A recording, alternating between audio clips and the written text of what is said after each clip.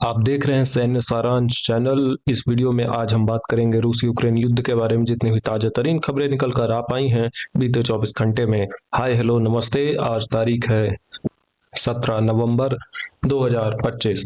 Video की शुरुआत करते हैं हम ओडेसा राज्य से। ओडेसा राज्य में इस्माइल पोर्ट, आप शायद जानते हो अगर यूट्यूब को फॉलो करते हैं आप। इस्माइल बंदरगाह में ड्रोन हमले देखने को मिले थे। आप जैसा कि इस एक वीडियो में देख सकते हैं, कुछ नुकसान भी यहाँ पर जाहिर तौर पर हुए होंगे। कंसिक्वेंसेस इसके क्या थे ये भी आप और मैं इस वीडियो में देख पा रहे हैं। ये एक कंटेनर शिप है जिसमें कि आग लगी हुई है। ड्रोन हमलों के बाद ये दृश्य यहाँ से निकल कर आए थे। इसको हम जूम आउट करते हैं, आगे बढ़ने की कोशिश करते हैं। ओडेसा शहर में भी हमले देखने को मिले थे, और खेरसोन में जाएं तो कुछ फोटोज निकल कर आई थी, फोटो क्या वीडियो निकल कर आई थी। ये खेरसोन शहर से ही ये वीडियो निकल कर आई है। एंटी ड्रोन नेट्स इंस्टॉल किए जा रहे हैं रूसी ड्रोन से रक्षा करने के लिए। हालांकि ये कितना उपयोगी साबित होंगे ये तो ये बता पाना मुश्किल है। आगे बढ़ते हैं हम।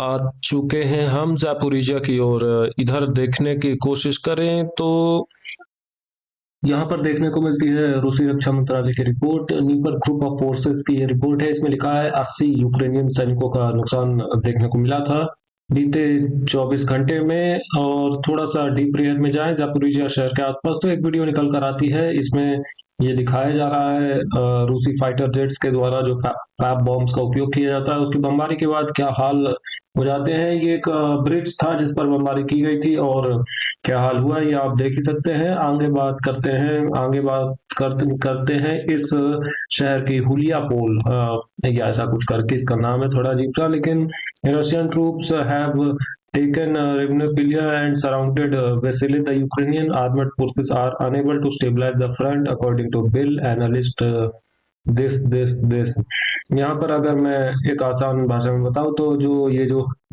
वैसेले गांव है ये इनसर्कल हो चुका है। और इसमें एक और नाम भी था, ये नाम, हाँ, ये जो गांव छोटा सा आप देख पा रहे हैं रिवनोपिलिया, इन दोनों गांव का जिक्र किया गया था। रिवनोपिलिया जैसा कि रिपोर्ट में लिखा है रूसी सेना के कंट्रोल में है, और वैसेले गांव जैसा कि रिपोर्ट में लिखा था ये रूसी सेना ने इनसर्कल करके रखा है इस छोटे से एक गली के गांव को। और कुछ कंटेस्टेड इलाके जो कि देखने को मिलते हैं यहाँ पर काफी सारे। मैं एरोस के माध्यम से आपको दिखाने की कोशिश करता हूँ। पहली एरो ये, दूसरी एरो ये, कुछ इस प्रकार से हुलिया पोल ये जो शहर है इसको इनसर्कल करने की कोशिश की जा रही है। विष्णेवे गांव के उत्तरी छोर में ये सफलता निकल कर आती है, या कहें नोवो अलेक्सांद्रिवका गांव के पश्चिमी छोर में। ये काफी सारा मैदानी इलाका इसमें शामिल है। कुछ स्ट्रॉन्ग होल्ड्स भी हमें दिखाई देते हैं, और एक गांव है हाई नाम से, HAI हाई करके इस गांव का नाम है। और वीडियो सबूत इसके निकल कर आ चुके हैं किस तरीके से ये गांव पूरी तरीके से आ चुका है रूसी सेना के कंट्रोल में। यहाँ पर देखने की कोशिश करते हैं हम report Vostok group of forces की, तो इसमें 215 यूक्रेनियन सैनिकों का जिक्र किया गया था बीते 24 घंटे में। ये मारे जाने वाले सैनिक और घायल सैनिक दोनों को जोड़ दे तो निकल कर आती है संख्या। एक सफलता पक्रोव्स्क शहर में देखने को मिलती है। ये रिहायशी इलाके में सफलता निकल कर आई है। यहाँ पर FPV ड्रोन वीडियो सबूत निकल कर आए थे जिसके आधार पर ये बदलाव किए गए हैं। यहाँ पर रूसी सेना ने यूक्रेनियन सेना के लिए बहुत बड़ी दिक्कतें खड़ी कर दी हैं। यहाँ पर बीचों बीच में जो पीले इलाके हैं यहाँ पर यूक्रेनियन सैनिक इंसर्कल्ड है। जनरल सिर्स्की ने एक प्लान तैयार तो किया है, ऐसा कुछ खबरें निकल कर आ रही हैं। 30,000 स्टॉर्म ट्रूपर्स का एक असॉल्ट यूनिट कुछ ऐसा निर्माण या प्लान किया है जनरल सिर्स्की ने।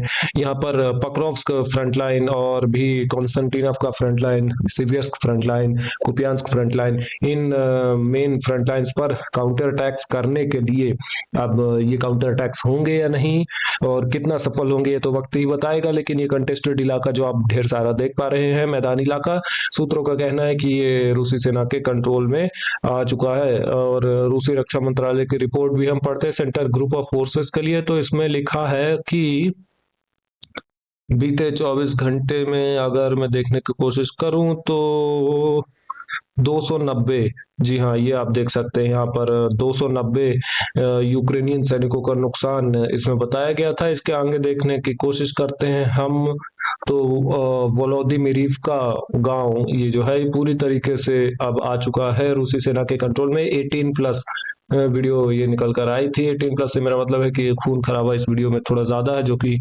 यूट्यूब पर दिखाना उचित नहीं होगा। आप ऐसी वीडियोस हमारे ऑफिशियल चैनल से देख सकते हैं, जिसके लिंक्स मैं डिस्क्रिप्शन में पेस्ट कर दूंगा। जब तक के लिए आगे बढ़ते हैं हम कॉन्स्टेंटिनोव की ओर देखते हैं। कॉन्स्टेंटिनोव का शहर के ठीक सामने ये सफलता देखने को मिलती है।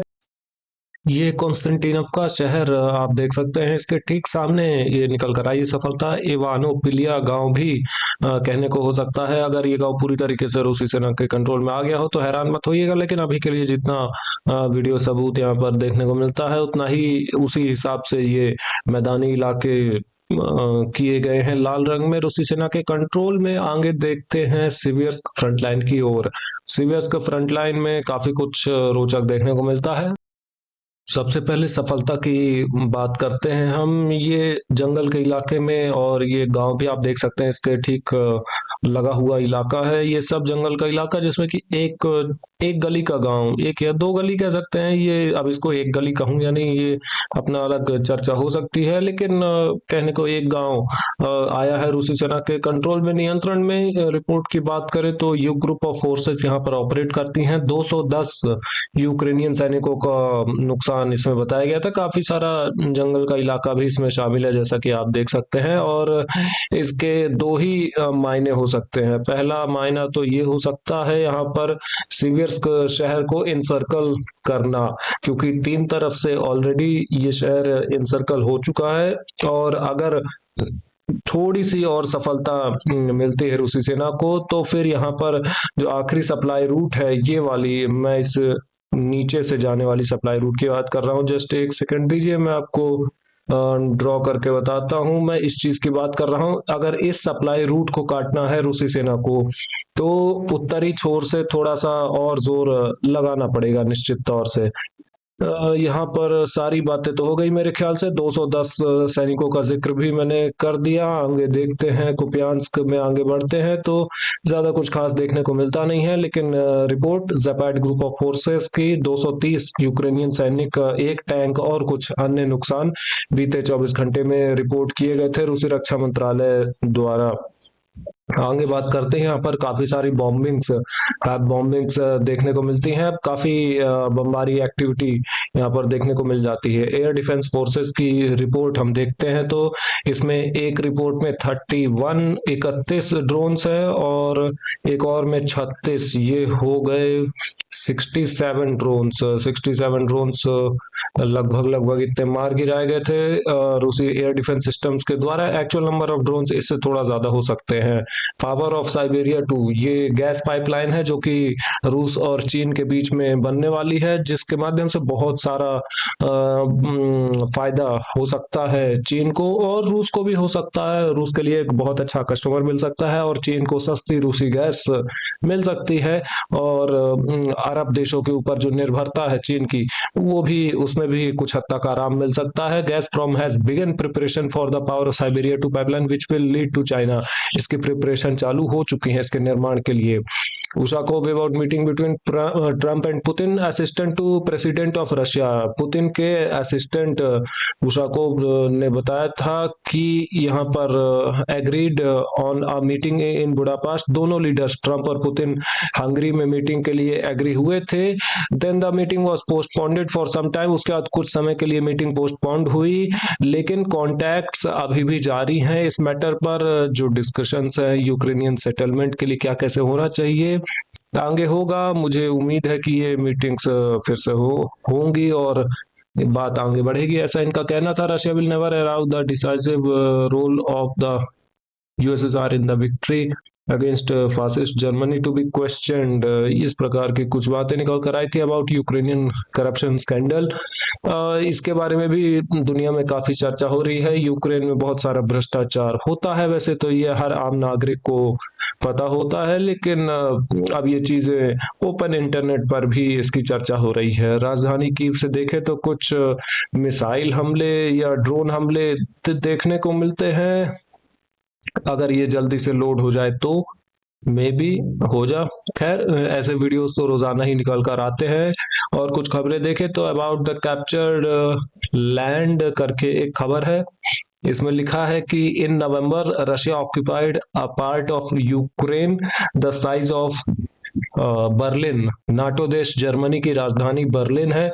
बर्लिन शहर का जितना एरिया है लगभग उतना इलाका इस नवंबर महीने के 17 दिन में रूसी सेना ने कंट्रोल में कर लिया है। लगभग 900 स्क्वायर किलोमीटर।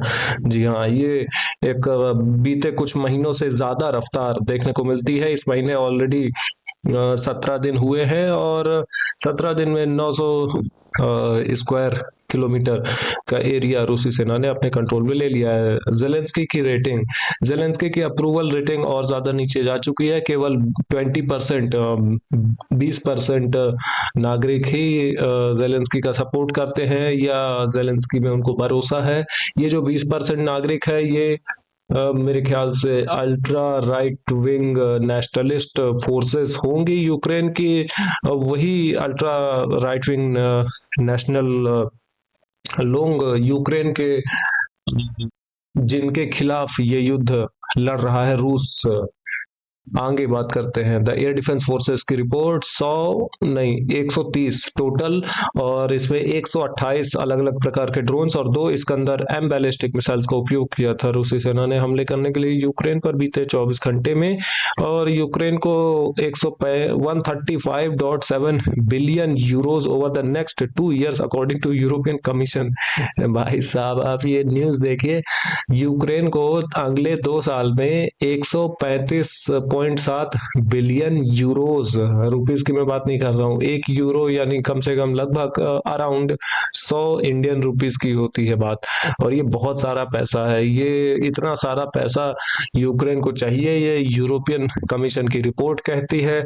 और ये पैसा आएगा कहाँ से, क्योंकि इतना सारा पैसा यूरोप अकेले दे नहीं पाएगा। अगर एक 135.7 बिलियन यूरोज पास हो जाते हैं तो यूरोपियन यूनियन पूरी तरीके से बैंकरप्ट जैसी स्थिति में भी आ सकता है, क्योंकि ऑलरेडी स्थिति बहुत अच्छी है नहीं। द करप्शन स्कैंडल, ऐसी खबरें निकल कर आती रहती हैं। इस वीडियो के लिए इतना ही। लाइक करें, सब्सक्राइब करें, शेयर करना मत भूलिएगा। ऐसे इन्फॉर्मेटिव वीडियोस देखने के लिए have a good day, bye bye.